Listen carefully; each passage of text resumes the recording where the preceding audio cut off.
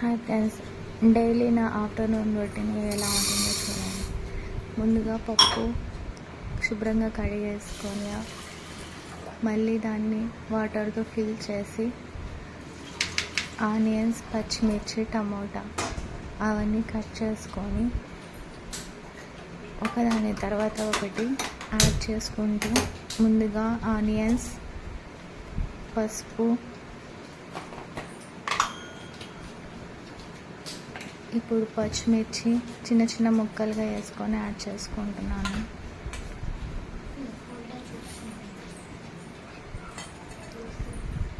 తర్వాతకి టమోటో,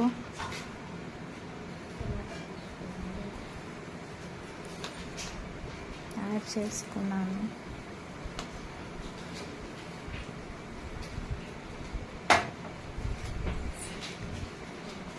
ఇప్పుడు చింతపండు యాడ్ చేసుకున్నాం.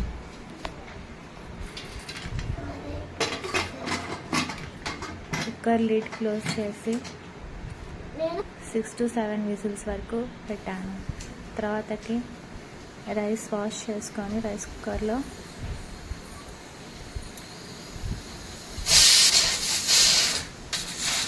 మేముండే దగ్గర దాల్ చాలా హార్డ్గా ఉంటుంది. సో 6 to 7 విజిల్స్ వరకు పెట్టాల్సి వస్తుంది.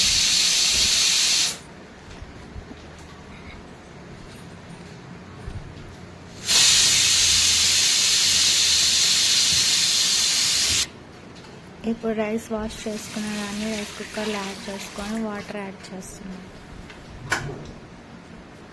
రైస్ యాడ్ చేసుకున్నాం.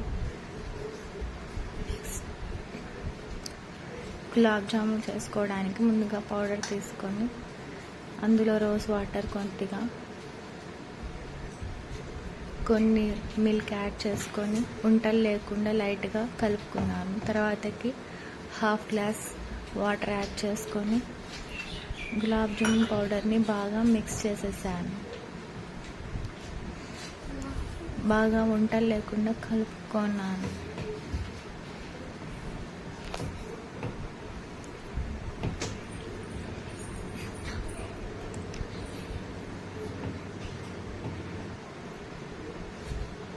ఇలాగా సాఫ్ట్గా మెత్తగా కలిపి పెట్టుకున్నాను. ఇప్పుడు బెల్లం, ఒక గ్లాస్ బెల్లంకి ½ గ్లాస్ వాటర్ యాడ్ చేసుకున్నాను.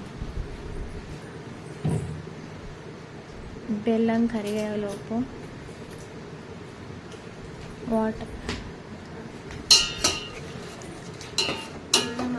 కింద అడుగంటకుండా కొంచెం బెల్లాన్ని కదిలిస్తూ ఉండాలి.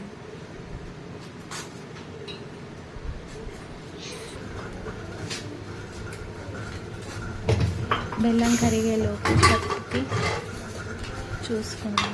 పప్పు బాగా స్మాష్ అయ్యింది. అందుకు సాల్ట్ యాడ్ చేసుకొని మా పాప కూడా హెల్ప్ చేస్తాను వచ్చింది పప్పు వేస్తూ. బెల్లం కరిగిపోయి వాటర్ అంతా బాగా కలిసిపోయింది. ఇలాగా చిక్కపడితే చాలు, మరి తీగ పాకం లేకుండా మిక్స్ అయిపోతే చాలు. అన్నం కూడా రెడీ అయింది. ఇప్పుడు గులాబ్ జాములని బాల్స్ లాగా చేసుకున్నాను. చిన్న చిన్న బాల్స్ లాగా చేసుకోవాలి గులాబ్ జామున్ని. మరి పెద్దగా చేస్తే మధ్యలో పచ్చిగానే ఉంటుంది. అందుకని చిన్న చిన్నగా బాల్స్ చేసుకోవాలి.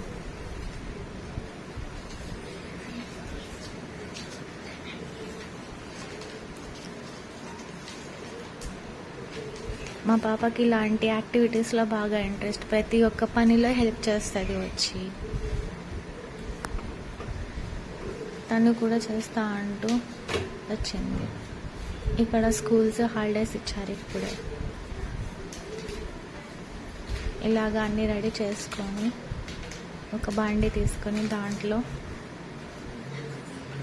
4-5 స్పూన్స్ నెయ్యి యాడ్ చేసుకుంటున్నాను. నెయ్యిని కూడా నేను ఇంట్లోనే ప్రిపేర్ చేసుకుంటాను, బయట ఎక్కడ కొనను.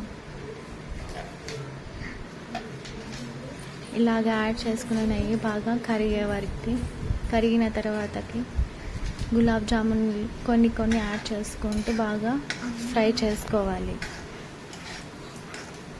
ఇలాగా ఫ్రై చేసుకుంటూ కలుపుకుంటూ ఫ్రై చేయాలి. అలానే వదిలేస్తే మాడిపోతాయి. ఒక సైడ్ కాలితే ఒక సైడ్ కాలకుండా కలర్ షేడ్ అవుతుందంట.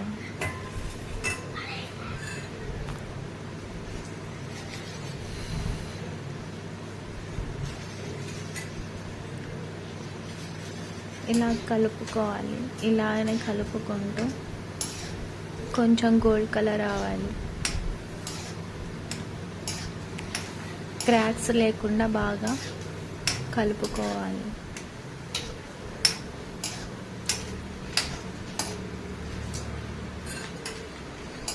ఇలాగ బ్రౌన్ కలర్ వచ్చాక తీసేసుకొని మిగతా గులాబ్ జామున్లు కూడా ఇలానే ఫ్రై చేసుకోవాలి. ఫ్రై చేసుకున్న గులాబ్ జామున్లు వేడి మీద ఉన్నప్పుడే పాకంలో యాడ్ చేసుకోవాలి. చల్లగా అయ్యాక యాడ్ చేసుకుంటే పాకం సరిగా గులాబ్ జామున్లకి పట్టదు. సో ముందుగా వేడి మీద ఉన్నప్పుడే యాడ్ చేసుకోవాలి.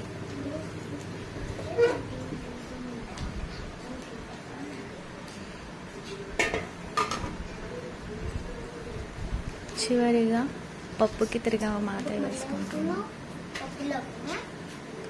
కొన్ని తరువాత గింజలు, ఎండుమిర్చి, ఎల్లిపాయల్ని ఇలాగ దంచి వేసుకుంటే పప్పు స్మెల్ బాగా వస్తుంది.